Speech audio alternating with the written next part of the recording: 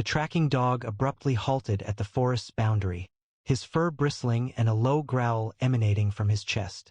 "Shadow, what is it?" Sergeant Morgan inquired, securing her hold on the leash. Shortly after, they located the old house situated deep within the woods, a place where no house ought to exist, but what they found inside instilled a chilling dread. What precisely did they unearth in that neglected location? Please subscribe and leave a comment below, letting us know your location. Let's get started. Kate Morgan was loading equipment into her department SUV as dawn approached. She watched with concern as Shadow, her Belgian Malinois partner, paced anxiously beside the vehicle. Usually the dog would wait calmly during preparations, but today his strong body stayed rigid, shifting between gentle movements and focused looks at the nearby forest.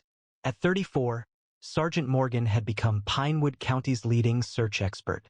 Shadow, possessing his advanced certification and abilities in tracking and cadaver detection, had made them the department's preferred team for missing persons cases. The call had arrived after midnight. Jason Reeves, age 27, was missing after failing to return from his day hike on Blackwater Ridge Trail. The first search team found no sign of him in the darkness. Sheriff Donovan arrived with the rest of the team, his face showing worry. "Morning, Kate. The weather report indicates rain by afternoon. We have roughly 6 hours before conditions worsen." Kate nodded, making sure her equipment was secure. "We'll find him." Donovan observed the dog's agitated state. "What's got Shadow so worked up?" he asked. "I'm not sure," she replied. "He has been like this since they arrived." She scratched behind Shadow's ears. "Focus up, partner." But as the team gathered for briefing, Kate couldn't shake the feeling that Shadow's agitation wasn't merely pre-search excitement. In their 3 years together, she learned to read his signals, and this behavior felt different, almost like a warning. Blackwater Ridge stretched across the northeastern corner of Pinewood County like a jagged spine, dense forests climbing into mist-shrouded peaks. The search team gathered at the trailhead, where Jason Reeves's blue Subaru was parked. Kate swiftly organized the team while unloading Shadow. Deputy Torres and Chun would take the South Fork. Harrison and Lopez were to check the ravine. The sheriff and I would follow Shadow on the main trail. Kate presented Shadow with Jason's navy fleece from a sealed bag. The Malinois inhaled deeply, transitioning to work mode, though Kate observed the remaining tension in his posture. She firmly instructed, securing his tracking lead. After 20 minutes near a small footbridge, Shadow abruptly halted, his body becoming rigid as he analyzed the air instead of the ground. "What's he onto?" Donovan inquired. Rather than proceeding across the bridge, Shadow abruptly turned to the right, drawing Kate towards an embankment. 50 yards away was a forest green backpack, swiftly recognized as Jason's, containing his wallet and phone. The trail continued in that direction. Donovan indicated along the creek bed, where crushed plants indicated recent activity. Shadow hesitated to proceed, stubbornly pulling toward the apparently untouched forest. "Shadow, find," Kate repeated, attempting to guide him. The Malinois emitted a whine, pulling with unusual force, a behavior Kate had never observed during a search. "Your dog seems disoriented," Deputy Torres commented. "The path is clearly alongside the water." Kate observed Shadow's concentrated gaze. "I'm going with Shadow." A sense of unease settled over him regarding the creek trail. "We should split up," Torres proposed. "No," Kate stated decisively. "If someone is intentionally leading us astray, separating could create a risk." She addressed Donovan. "Sheriff, I request your confidence. 3 years with Shadow indicate we must follow his guidance." Donovan acknowledged. "We will follow the dog." "Torres, please note this location and communicate with the other teams. We will keep in touch via radio." Shadow took the lead as Kate and Donovan advanced further into the forest, moving away from marked trails and into a wilderness seldom visited by recreational hikers. The ground became more challenging the farther they strayed from known paths. Thick pine and old fir trees formed a natural maze, their large trunks limiting visibility to less than 20 yards. "We're traveling northwest now," Donovan observed, consulting his GPS. "There are no recorded trails in this area. This was old-growth forest untouched by logging." After 30 minutes of consistent hiking, Shadow halted at the foot of a sharp ridge, his ears twitching as he analyzed the scents carried on the breeze. Suddenly, he bolted forward with such momentum that Kate briefly stumbled. "Shadow, easy," she called, reasserting control of the lead. The dog had stopped at a seemingly neglected path, running across the ridge face. "Service road," Donovan stated, bending down to inspect the packed soil hidden by the plants. "An old one, not listed on any maps we have now." As they proceeded down the neglected service road, Kate experienced a rising sense of disquiet. The woods appeared to press in on them, the overhead branches becoming denser until only infrequent beams of light reached the ground. "This section was harvested in the 1920s, Donovan clarified, ending the quiet. Company archives document a minor worker settlement, consisting of impermanent buildings intended to be vacated upon the end of operations. Shadow guided them around a pronounced curve in the aged road and abruptly halted, his posture tense with focus. Kate tracked his line of sight and felt her breathing shorten. Situated within a compact clearing was a two-story house, its time-worn, clapboard facade darkened by age and moisture. Rather than the crumbling ruin one could anticipate following a century of abandonment, the structure seemed mostly complete, with some sagging areas, dark and empty windows, but fundamentally stable. "That's not a logging camp shack," Kate stated softly.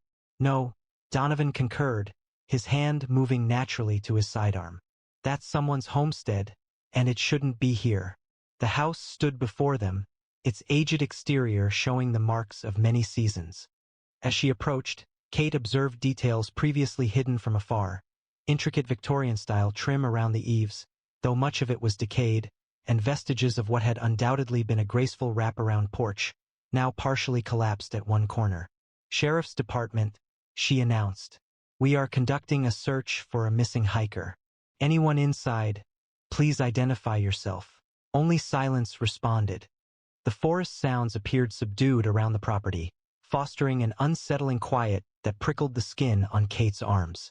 "I'm seeing recent footprints," Donovan observed, indicating clear marks in the yielding ground close to the porch steps.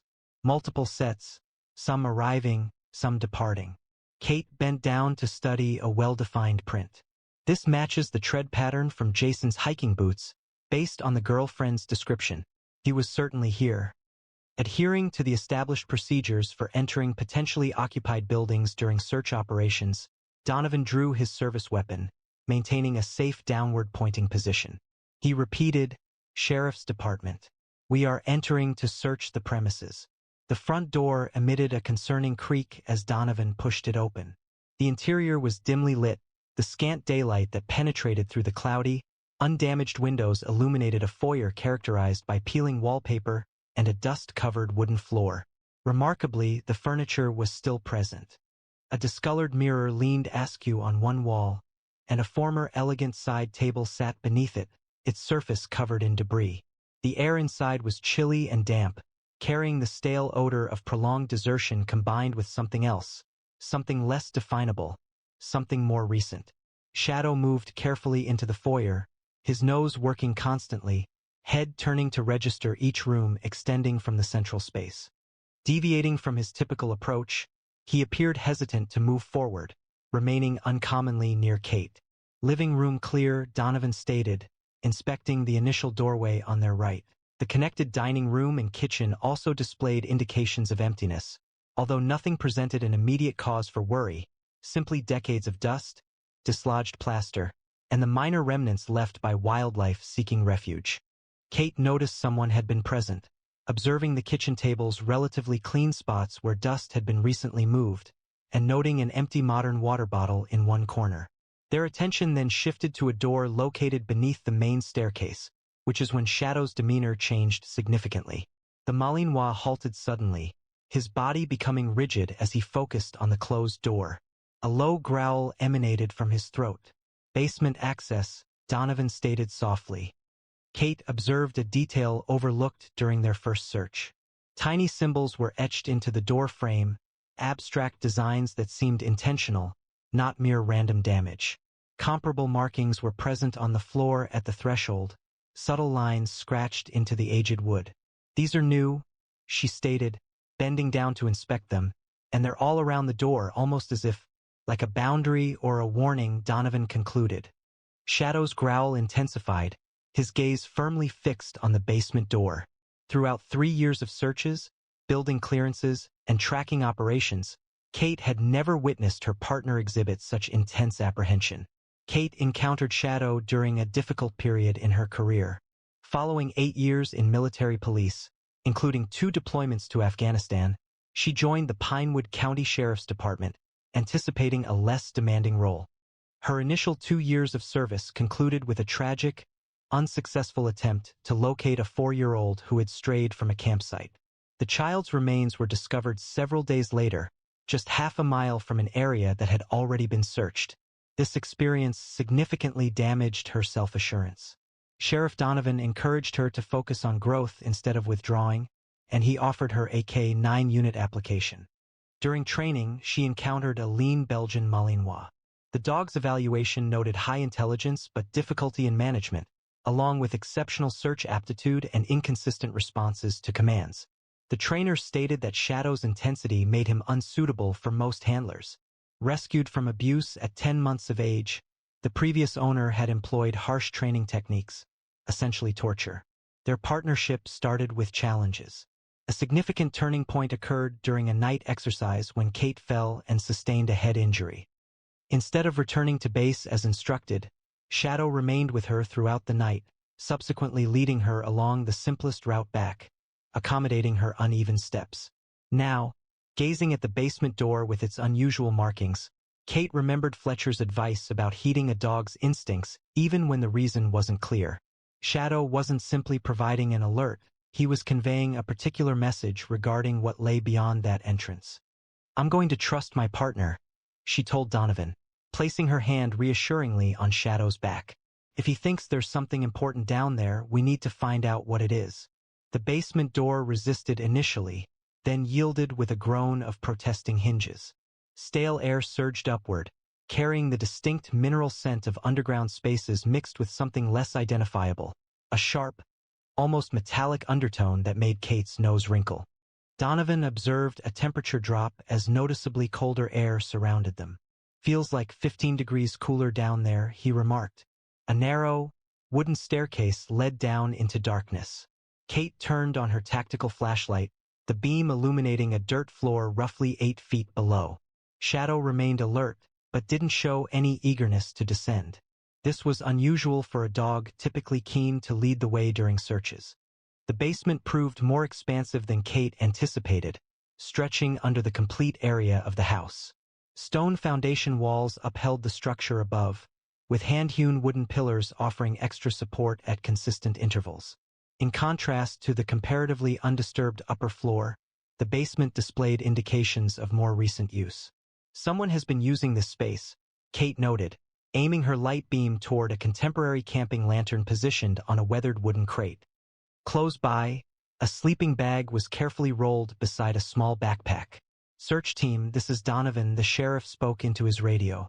"We've located possible belongings of the missing hiker in an abandoned structure. Request additional units at our GPS coordinates." Only Static answered him. They systematically documented the scene, photographing the items with their phones. The backpack contained energy bars, a first aid kit, and a well-worn trail map of Blackwater Ridge with handwritten annotations. A notebook close at hand contained puzzling notes. The last one was dated the day Jason vanished. "Returning inside today, assuming the stories about this location are accurate, I should possess evidence that cannot be questioned." Shadow, who had been examining the room's boundaries while staying near Kate, abruptly tensed, his focus fixed on the distant wall. Kate instantly understood his stance, the identical alert posture he adopted when locating concealed objects during evidence searches. Shadow informed Donovan, who had been studying markings on a support pillar. The wall that had attracted Shadow's attention seemed unremarkable initially, consisting of roughly hewn stone blocks.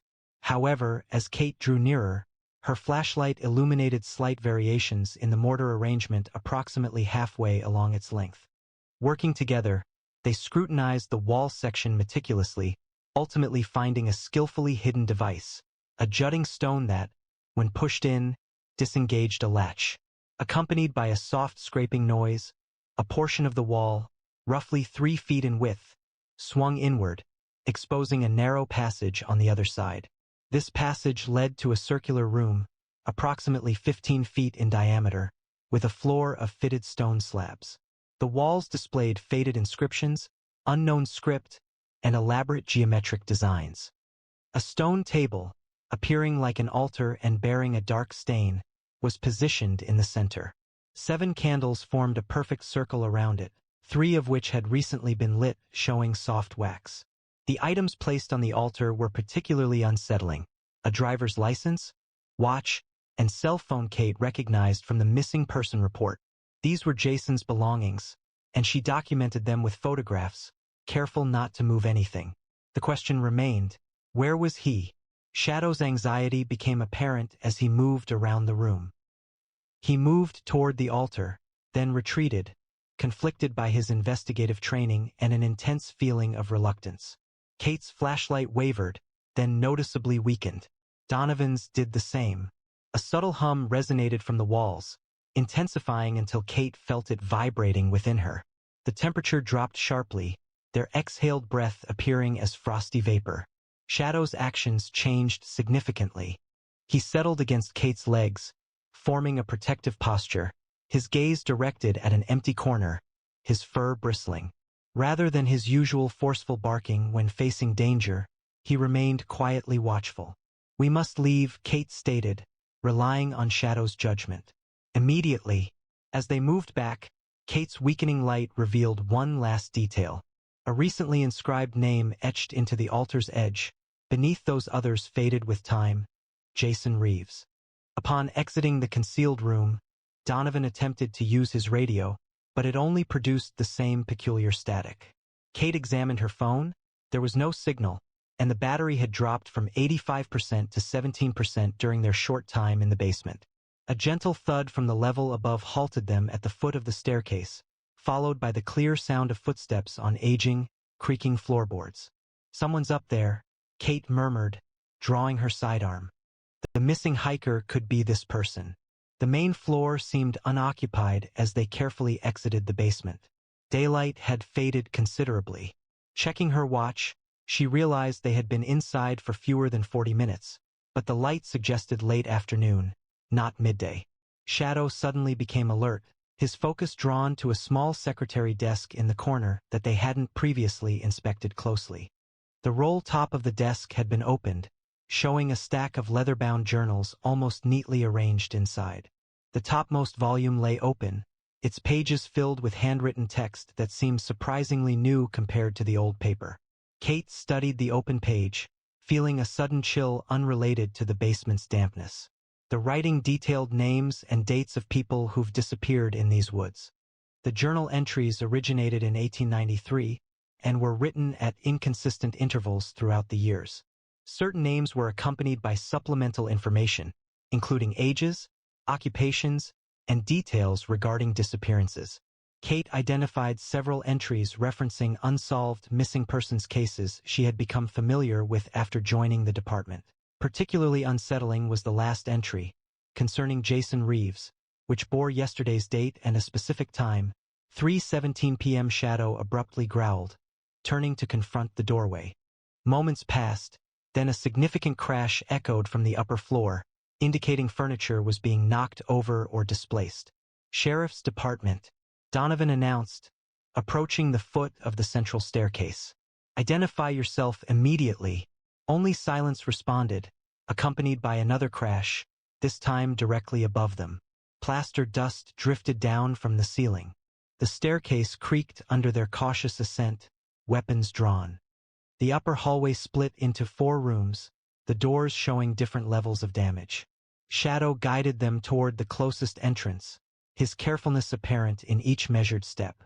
The bedroom inside looked untouched initially, featuring a 4-poster bed with a decaying mattress, a wardrobe against one wall, and faded curtains still present at the windows. Then Kate observed the wardrobe doors gradually opening, despite the absence of any breeze or disruption that might cause the movement. Deputy Chen's voice abruptly broke through their radios, startling them both. "Sheriff, come in."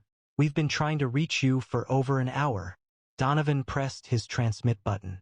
Chun, we're inside a structure approximately 2 miles northwest of the backpack location. Possible evidence of the missing hiker found. Sir, we can barely read you. Signals breaking up.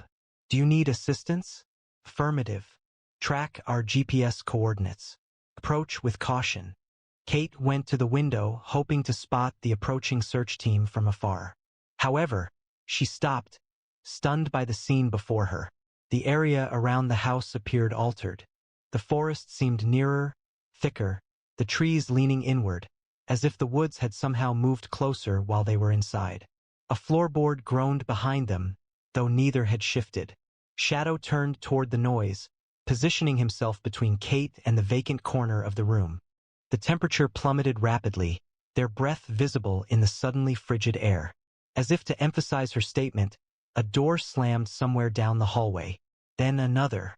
The sound of footsteps, numbering more than one person could manage, reverberated from several directions at once.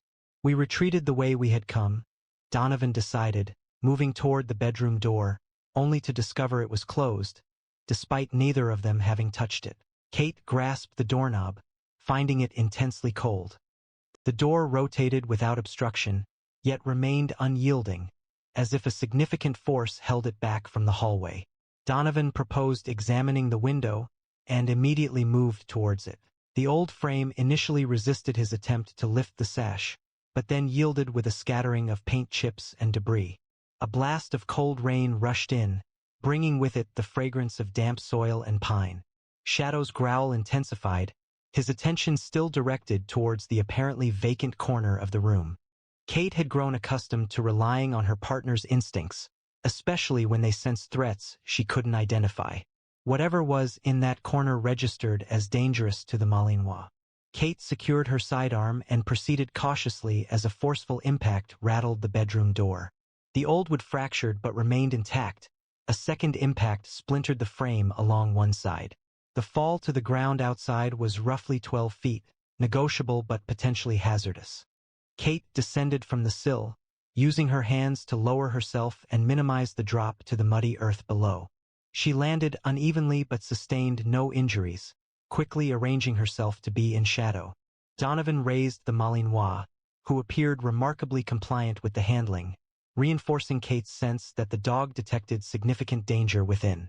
Shadow permitted himself to be passed through the window, his 65 pounds of muscle momentarily suspended before Donovan released him to Kate below.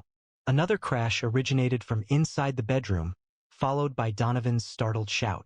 Kate looked up to observe the sheriff struggling with the window sash, which had unexpectedly slammed down, nearly trapping his hands.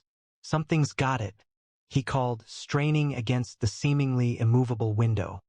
Shadow barked sharply, not an alert for danger, but his specific call for Kate's attention. The Malinois was focused on a point at the corner of the house, where weathered clapboards met in a seam that appeared to be separating unnaturally, revealing darkness beyond. "Sheriff, another exit," Kate called up to Donovan. "Meet me at the front of the house." Kate drew her weapon again, using her flashlight to illuminate the darkened passage beyond the open doors. Rough-hewn stone steps descended into darkness. The air rising from below held the same metallic odor they'd noticed in the basement. Shadow seemed to want her to go down, but everything she's felt in the house cautioned against returning. The dog whimpered, scratching at the initial step, his eagerness unmistakable. "Kate," Donovan's voice called from somewhere near the front of the house. "Where are you?" Before she could respond, a loud crash echoed from inside the house, the clear sound of a structural failure. Dust puffed out from an upstairs window as a portion of the roof collapsed. Shadow's fur stood on end, a soft growl vibrating in his chest, aimed not at the cellar entrance behind them, but toward the sound of Donovan's voice. A chilling sense of conviction settled in Kate's stomach. "That's not the sheriff," she whispered, completely believing Shadow's judgment. The dog maintained its position, preventing anyone or anything from approaching from around the corner. Kate retreated towards the cellar entrance, keeping her weapon aimed at the side of the building. Shadow followed her, continuing his protective posture. The constricted tunnel stretched roughly 20 feet before leading into what seemed to be a mechanical room, containing antiquated, rusted machinery indicative of a coal furnace system from the house's initial construction. This area, in contrast to the basement they had explored previously, exhibited no indications of recent activity. A door on the distant wall likely linked to the main basement. Kate bypassed it, opting to follow Shadow toward a section of foundation wall that had partially collapsed. The Malinois readily passed through the opening, appearing outside into thick underbrush that had hidden this gap from view. "Sheriff Donovan, come in." Kate tried on her radio, but only received static. She trailed Shadow roughly 50 yards through thick foliage before daring to look back towards the house. Through openings in the trees, she observed its outline. The partially collapsed roof was now releasing smoke despite the heavy rain. Even more unsettling was the movement she noticed at several windows, with shadows moving across them, despite the fact that they had discovered no other people inside. Kate, the authentic voice of Sheriff Donovan, interrupted her focus on the house. He appeared from the trees to her right, soaked and muddied, but seemingly unharmed. "Thank God, I thought you were still inside." Shadow's reaction verified this was truly Donovan. The dog's posture softened, his tail giving a quick wag of recognition. "How did you escape?" Kate inquired, observing a bleeding cut along the sheriff's hairline. "The back staircase gave way while he was on it," he recounted, resulting in him ending up in some kind of root cellar. He found a storm door leading out, and then he paused, seemingly having difficulty expressing his experience. Something was present with him inside, not a person, at least not anymore. Shadow abruptly tensed, his focus returning to the house in the distance. Kate followed his gaze, observing what seemed to be several figures exiting the front door. They were obscured by the rain and fading light, but clearly advancing purposefully toward their position. "We need to go," she stated, her strategic mind rapidly assessing their choices. The primary objective was to extract safely and redirect backup teams away from the house. After 20 minutes of consistent travel, they arrived at the ridge line, offering a view of the valley where the house was situated. From their high vantage point, they observed several flashlight beams in the distance, indicating the search teams were closing in, following their last known coordinates.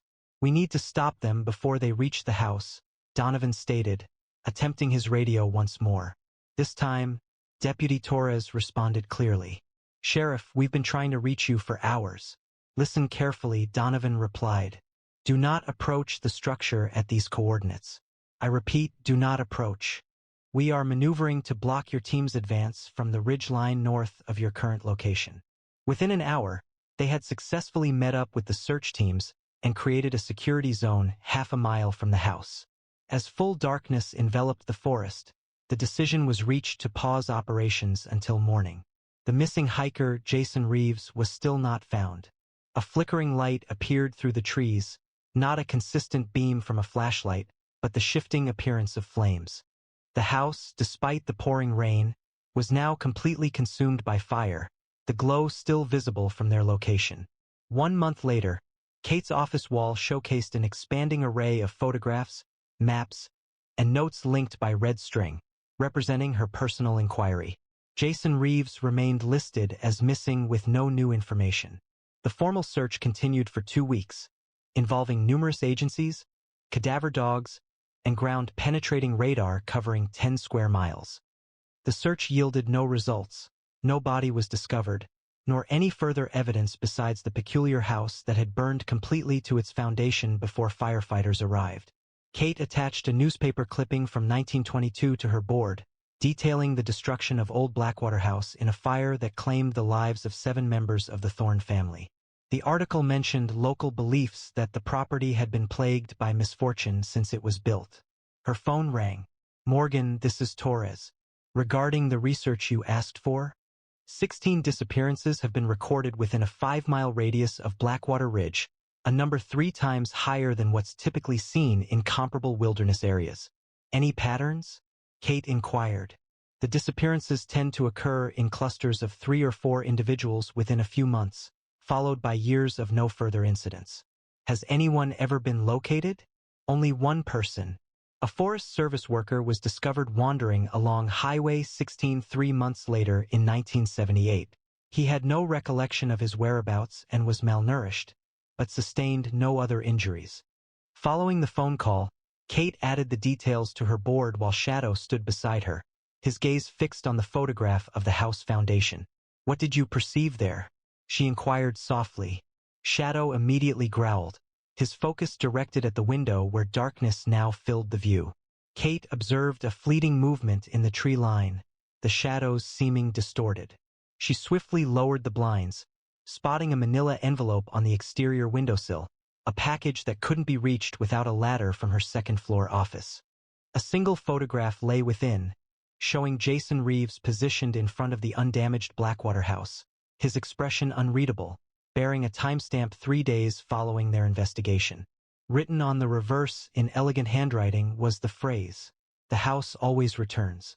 So do we." Shadow brushed against her legs as a shiver traced its way down her spine. Outside, limbs scraped against the structure, sounding like searching fingers. For the first time in her professional life, Kate wished that certain enigmas would remain beyond resolution. Have you ever observed your pet responding to something imperceptible that prompted a feeling of unease? Animals demonstrate senses extending beyond human capabilities. They perceive frequencies beyond our hearing range, scent traces too subtle for us to notice, and possibly energies that science has yet to explain. What could your dog or cat be perceiving when they abruptly pause, focusing intensely on a vacant area of your home? Do you consider that some locations retain echoes of previous occurrences that certain perceptive animals are able to detect? Please share your thoughts and experiences in the comments section. We are eager to read your stories. If this puzzling cold case gave you chills, remember to click the subscribe button and enable notifications to stay updated with our regular uploads about remarkable dog stories. Give this video a thumbs up if you want to see more unsolved mysteries, and share it with those who value the unique capabilities of our canine friends. Be sure to view our additional unexplained canine encounters currently displaying. We'll see you tomorrow, same time, with another brand new video that explores the remarkable world of working dogs and the mysteries they help us uncover. The funeral was silent, heavy with grief until the police dog acted. He jumped onto his handler's casket, and his subsequent actions left the entire room in tears. Here's what happened. But before we get into today's story, drop a comment below telling us where in the world you're watching from. And if you love extraordinary police dog stories like this one, make sure to hit that subscribe button. You won't want to miss what's coming next. The October morning arrived gray and somber, as if the sky reflected the sadness of those assembled at Oakwood Memorial Chapel. A cool breeze stirred the nearby maple trees, their crimson leaves sometimes detaching to briefly swirl, before landing on the gravel pathway where numerous police cruisers were arranged in precise formation. Within the chapel, the atmosphere was thick with the combined fragrances of polished wood, floral displays, and the palpable stress of shared sorrow. Officers in dress blues occupied the pews, their badges adorned with black mourning bands. Their faces, typically hardened by years of service, visibly strained to remain composed as they observed the flag-draped casket at the room's front.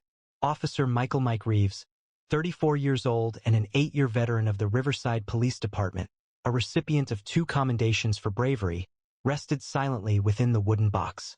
An official portrait, positioned on an easel next to the casket, depicted a man with keen hazel eyes and a gentle smile that didn't fully convey a solemn demeanor. In the front row, Mike's parents were seated, visibly burdened by the sorrow of outliving their son. His mother held a handkerchief, while his father, a former officer, gazed forward. Next to them, Mike's sister Elaine dabbed at tears that appeared unending, her shoulders shaking with each inhale. Near the side entrance, a disturbance caught the attention of several people. Officer Terrence Wilson worked to manage a Belgian Malinois, whose strong physique trembled with anticipation.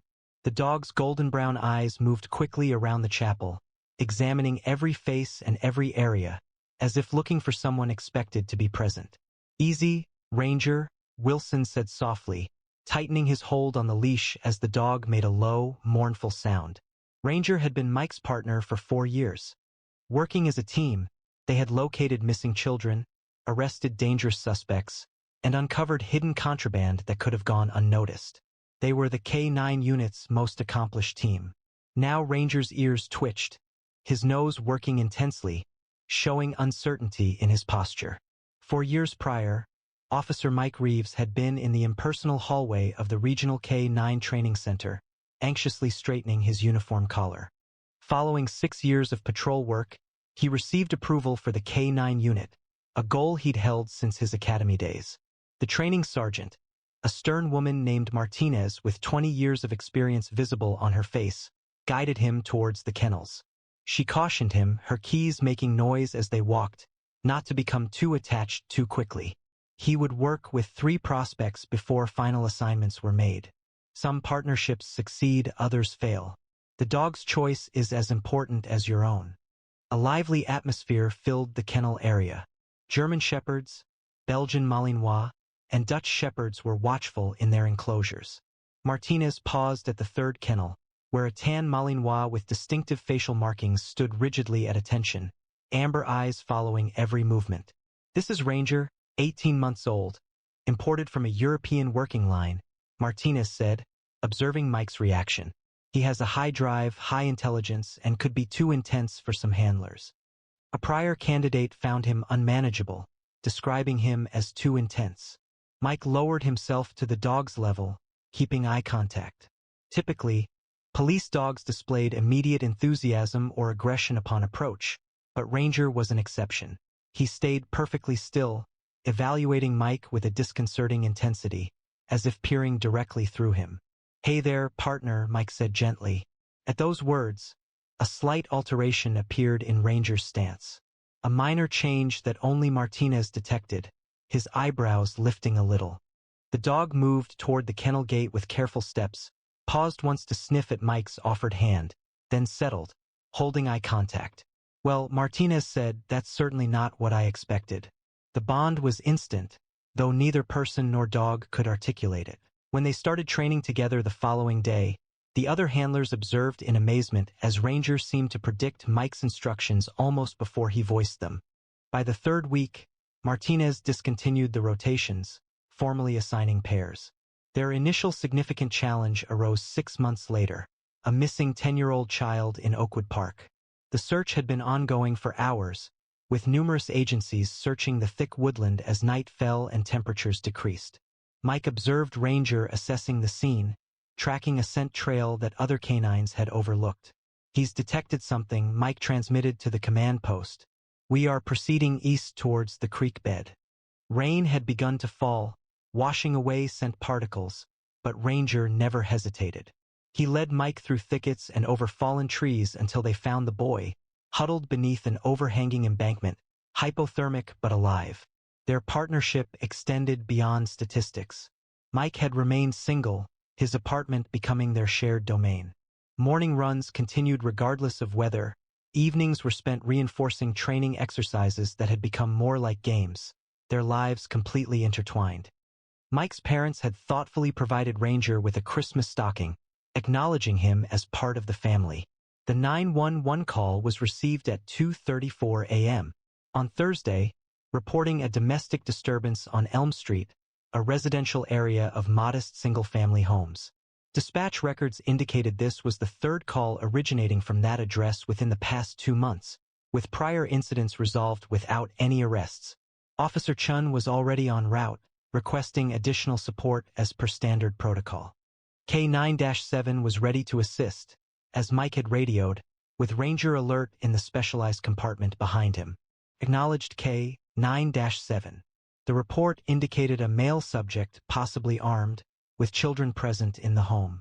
Mike's cruiser arrived approximately half a block from the address, maintaining dark lights to minimize the risk of escalation. Chen's patrol car was already on scene, positioned strategically to provide cover. Mike secured Ranger's tactical harness, and the dog instantly transitioned to working mode. "Report, what is the situation?" "Mike," she said as they neared Chun, who was positioned behind her vehicle door, hand on her holster. The male subject was identified as Jacob Reynolds, age 42.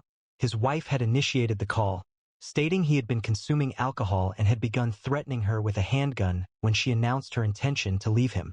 2 children were present inside the residence, aged 8 and 5. The house appeared dark, with only a single light illuminating the living room. Abruptly, the front door swung open, and a woman emerged, holding 2 children, all still in pajamas. "He's got a gun," she gasped, as Chen directed them towards the patrol cars. He stated he wasn't returning to jail. A records check verified Reynolds had previous arrests for assault and unlawful possession of a firearm. The situation had progressed from a domestic disturbance to a potential armed standoff.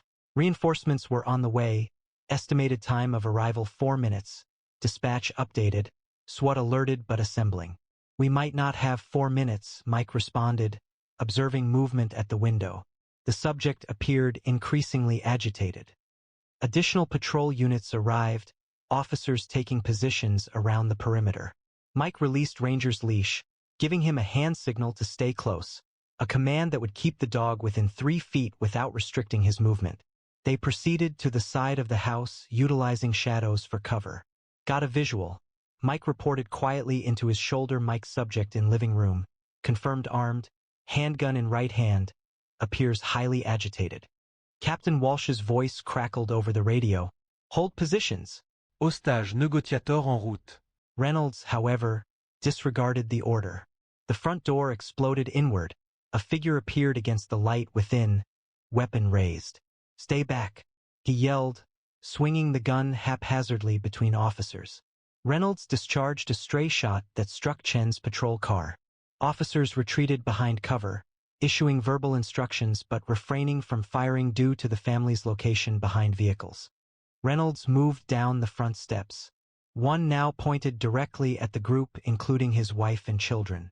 Mike assessed the situation instantly. Reynolds had an unobstructed view of his family. Officers lacked a secure vantage point, and the man's finger was closing on the trigger. Mike gave Ranger the silent command they'd practiced repeatedly. 2 quick taps on his thigh, indicating an apprehension attack. Ranger surged forward with explosive speed, a tan blur in the darkness. At the same time, Mike moved to flank, positioning himself between Reynolds and his intended targets. Reynolds noticed the dog approaching and redirected his weapon towards the new danger. 2 shots echoed through the night.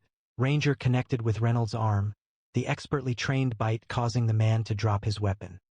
Both men went down, but Reynolds managed to fire first, with a bullet impacting Mike's chest just beneath his vest. A second shot followed from Mike's service weapon as he fell, hitting Reynolds in the shoulder, disabling him but not fatally. "Officer down! Officer down!" Chen's voice broke over the radio as she hurried to Mike, who had fallen onto the asphalt. Ranger kept his hold on Reynolds until another officer secured the suspect, then immediately moved away from the scene, a course of action he would not typically take, and rushed to Mike's side.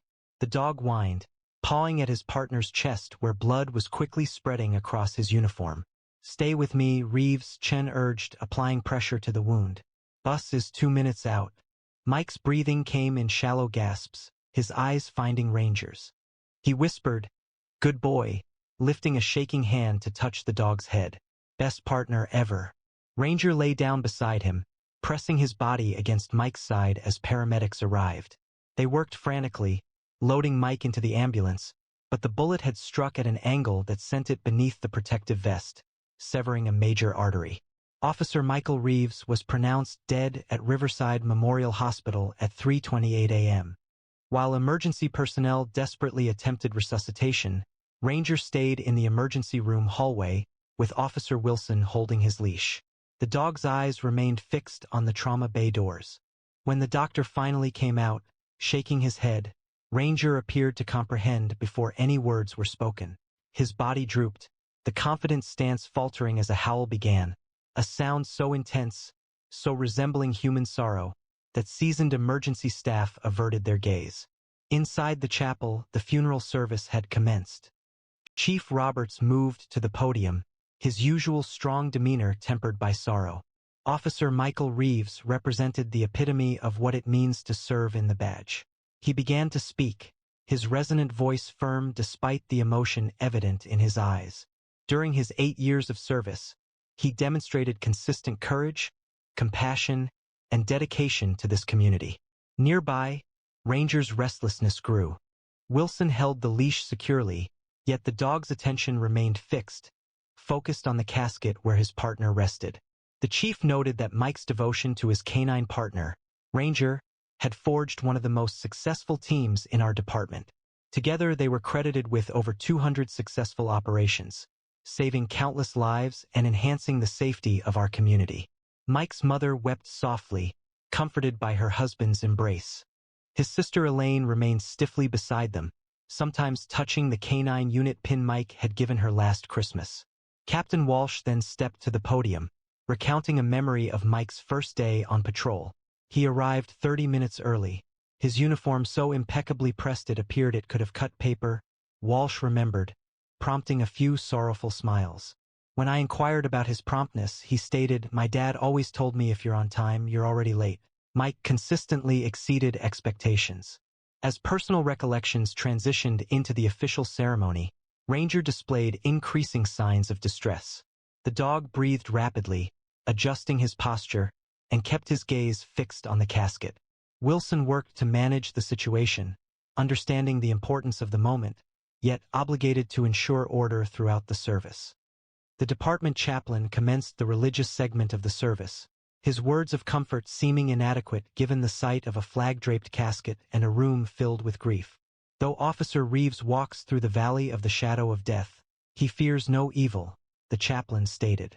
At these words, Ranger emitted a low whine that resonated through the quiet chapel, and several heads turned, with expressions of understanding rather than annoyance appearing on their faces. The service continued with the presentation of Mike's badge and service weapon to his parents. The department's bagpipe player moved to the front, the poignant melody of Amazing Grace echoing through the chapel. As the bagpipes ceased, a quiet stillness settled over the chapel. The funeral director walked to the podium, ready to provide directions for the procession to the cemetery. Prior to speaking, Ranger's demeanor changed significantly. The Belgian Malinois froze, his body trembling as if electrified. His eyes fixed on the casket widened. His breathing quickened, nostrils flaring as he perceived something only he could detect. Every muscle in his powerful frame tensed, coiling like a spring. "Something's wrong," Wilson whispered to Martinez, tightening his grip on the leash. "He's never acted like this before." Martinez recognized the signs. "That's not aggression," she whispered back. "That's recognition." At that moment, Ranger initiated his action with a swift advance that surprised Wilson. The dog broke free of the leash held by his handler. Multiple officers reacted to try and stop him, but Ranger was too quick. His actions were deliberate and purposeful as he sped down the central aisle. A collective intake of breath spread through the chapel as the Belgian Malinois moved toward the front, his paws making no sound on the carpeted floor. Mike's mother emitted a quiet cry, his father partially rising from his seat. Chief Roberts prepared to proceed, yet Ranger's behavior created a moment of hesitation for all present. It wasn't a display of hostility or fear, it was a sign of clear intention. Ranger approached the casket and halted, inhaling deeply around its sides. Then, with the same effortless skill that had distinguished him during his service, he jumped up, his front paws landing softly on the casket's rim. For a brief instant, he maintained his balance there, his amber eyes assessing the gathered mourners as if awaiting consent. There was no movement and no sound. A hush fell over the entire room. Ranger, with deliberate motions, pulled himself completely onto the casket, his nails producing the faintest clicking sound on the polished wood. The American flag covering the casket moved a little under his weight. The dog turned once, then positioned himself on top of the casket, directly above where Mike's chest would be. "Oh my God," Elaine whispered, tears flowing down her face. Ranger lowered his head, pressing his nose against the wood. He took a deep breath, then released it in a trembling exhale that appeared to hold all the grief imaginable. His ears pressed against his head as he whined, a sound so sorrowful it seemed to permeate the very walls. "Should I?" Wilson began, taking a tentative step forward. Captain Walsh raised a hand, halting him. "No," he said softly, "let him be." The dog's behavior shifted from active to observant. He assumed the familiar alert stance he had held many times in the patrol car, watchful, protective, prepared. His gaze moved across the room as if still performing his duties, still safeguarding his partner. Ranger remained perfectly still, his chest rising and falling in a pattern that appeared synchronized with an unseen power. The first shock among those grieving subsided into a deep silence, not distressing, but respectful. Then Ranger performed an action that shifted the moment from poignant to truly unforgettable. With deliberate slowness, he lifted his right paw and pressed it flat against the American flag, precisely over the spot where Mike's badge would be on his uniform. He maintained the position, unwavering, resolute, and clear. Elaine reacted with a gasp, her hand covering her mouth. The salute, she breathed, her voice just audible to those close by. That's Mike's special signal. A quiet buzz of conversation arose within the chapel, as those familiar with the meaning shared it with others. 3 years prior, Mike had developed a distinctive training cue with Ranger. It was a discreet signal, used exclusively between them, a customized gesture that Ranger would execute only in reaction to Mike's particular hand movement. This was not a component of regular police K-9 instruction. It was intimate, unique, and shared solely by them. Officer Chun, who was present the night Mike passed, moved closer to Captain Walsh. Mike's last touch, she whispered, her voice cracking. Prior to the ambulance arrival, he touched Ranger's head in the manner he always used when issuing that command. It wasn't simply a gesture, Martinez explained softly to those present. It represented their method of conveying a message, signifying mission accomplishment when verbal communication was impossible. I have never observed another team exhibiting such a profound connection.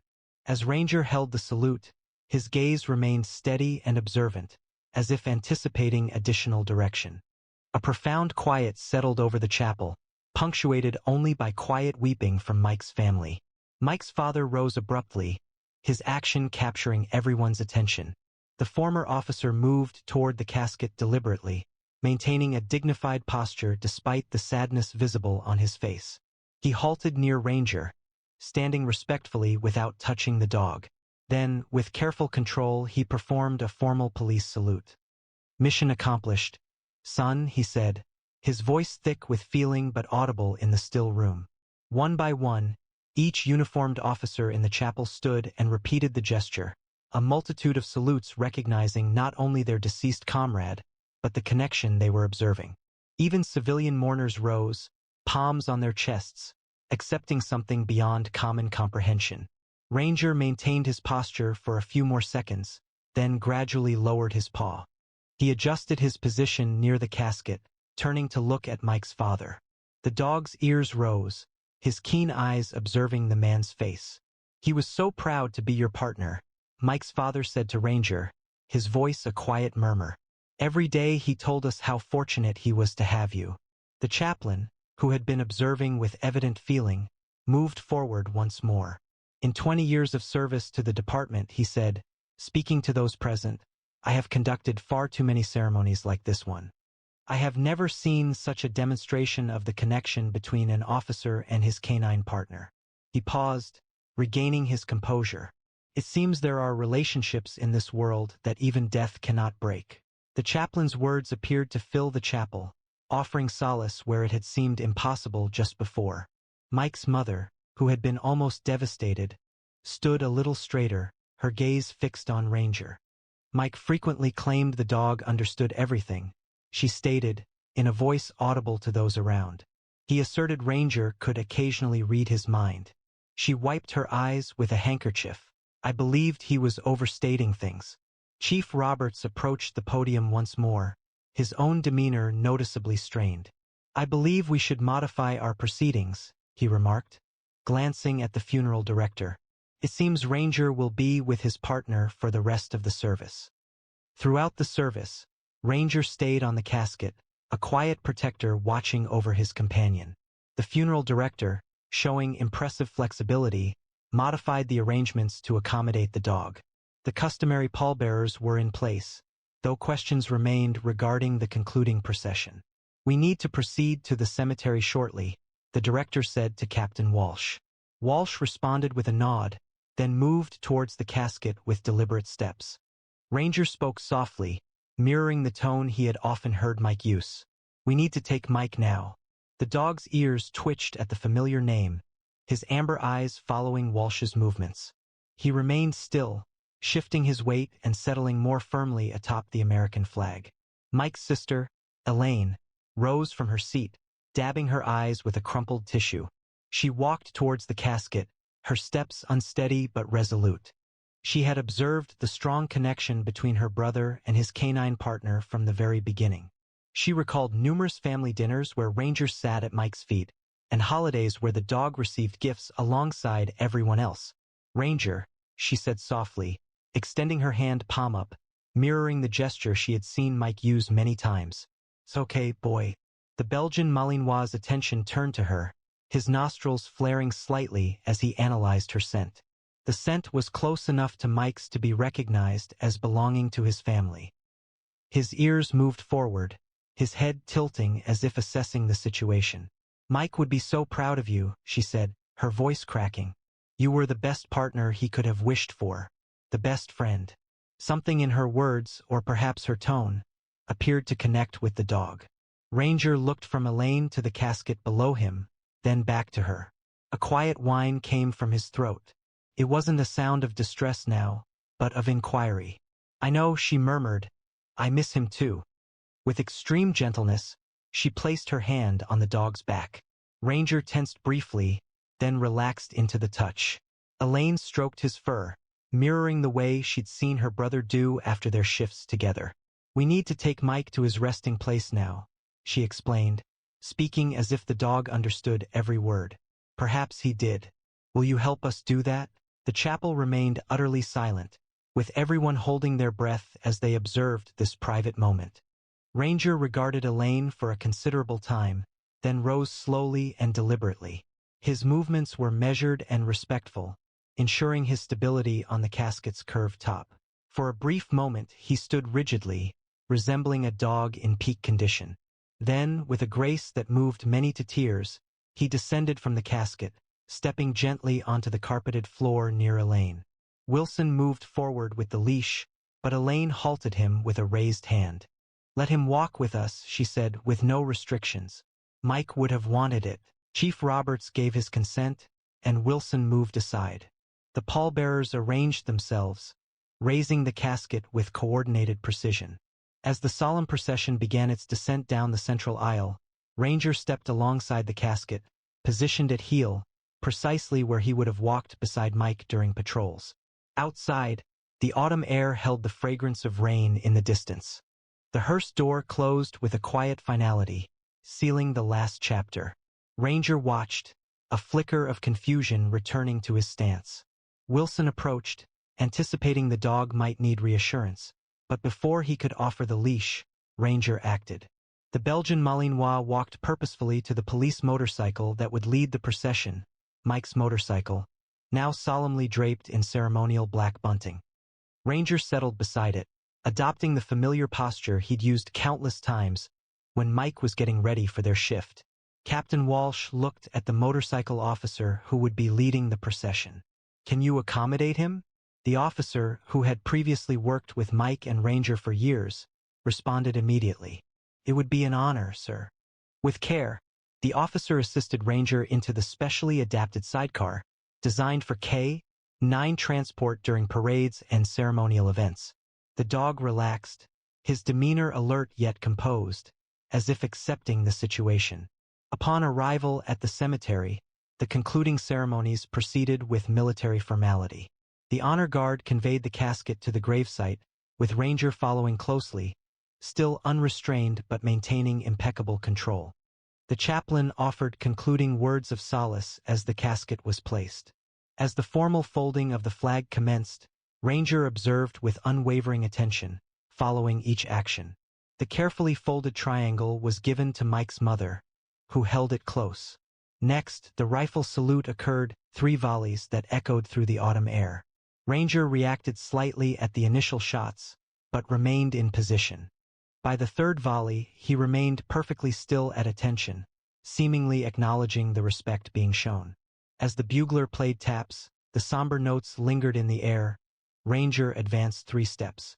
With careful movements, he lifted his paw again, pressing it against the casket in that customary salute, a concluding gesture between comrades that moved many to tears. When the final note subsided, Ranger retreated, then settled down near the gravesite, his chin resting on his paws. He remained steadfast until the last mourner had left.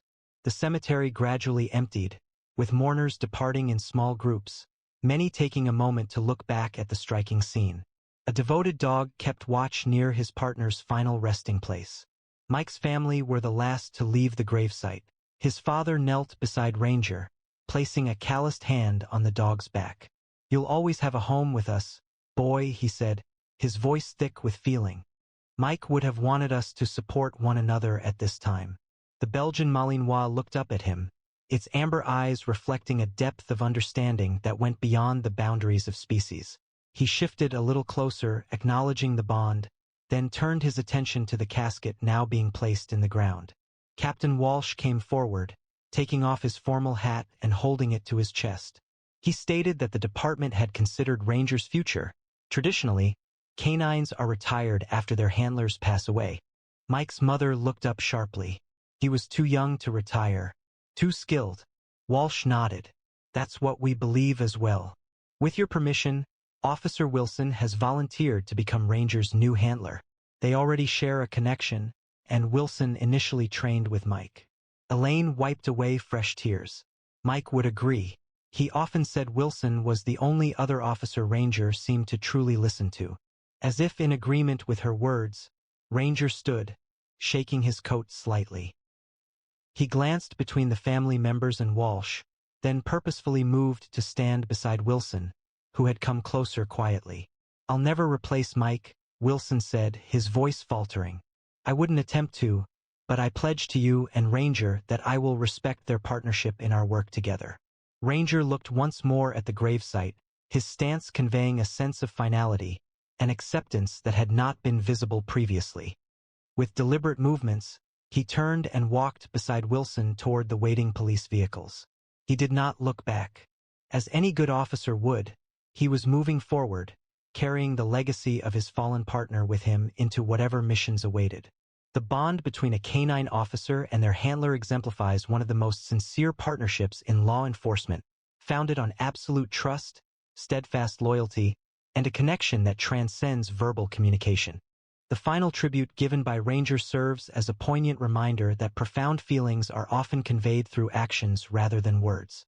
Have you ever observed a moment where an animal appeared to comprehend death or loss in a manner that seemed inexplicable? What fosters such strong connections between humans and their canine partners that they can surpass even the final parting? If this story touched your heart, please take a moment to like and share it with someone who appreciates the extraordinary bond between handlers and their canine partners. These incredible dogs risk their lives alongside human officers every day, demonstrating courage and loyalty that deserve our recognition and respect. Subscribe to our channel and turn on notifications so you never miss another powerful story about police canine heroes.